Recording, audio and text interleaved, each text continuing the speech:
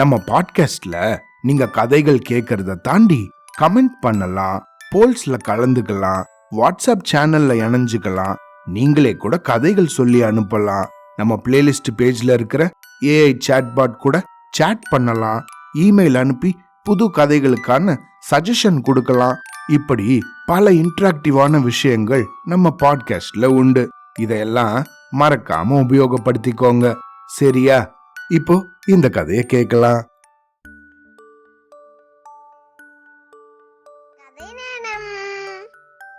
பாரதியாரின் புதிய ஆத்திச்சூடி கதைகள். வணிகனும் புயலும்.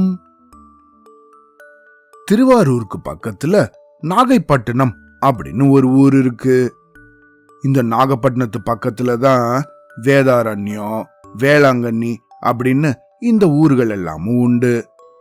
அப்படி பல 100 வருஷங்களுக்கு முன்னாடி இந்த நாகப்பட்டினத்துல செழியன் அப்படின்னு ஒரு பெரிய வணிகன் இருந்தான்.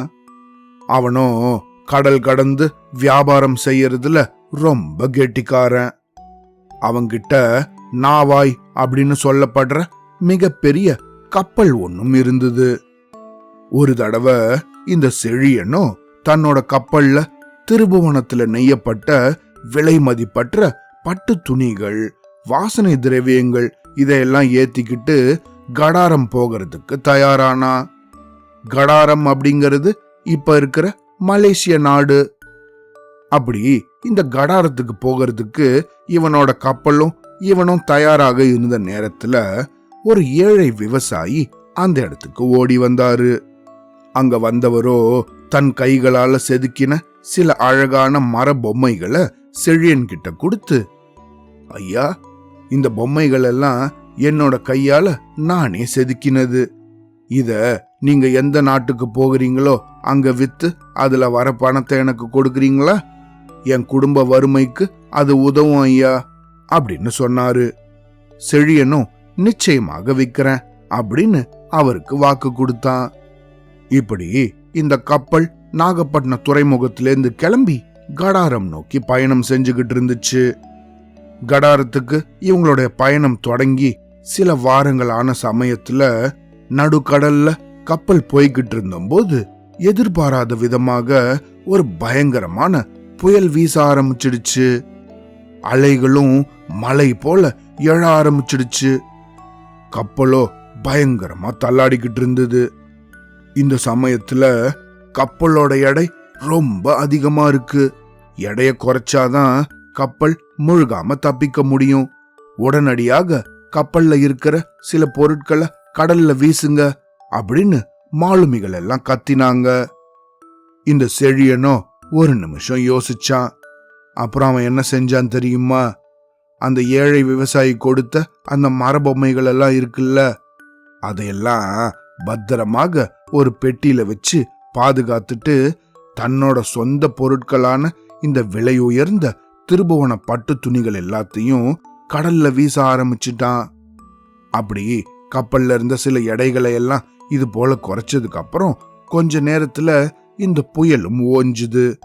கப்பலும் பத்திரமாக கடாரம் சென்று அடைஞ்சுது.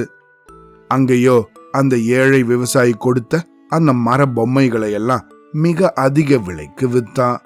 அங்க இருந்த மக்களும் அத ரொம்ப மகிழ்ச்சியாக வாங்கிக்கிட்டாங்க. அதுக்கப்புறமா சில மாசம் கழிச்சு திரும்பவும் நாகப்பட்டினத்துக்கு வந்து சேர்ந்தான் செழியன்.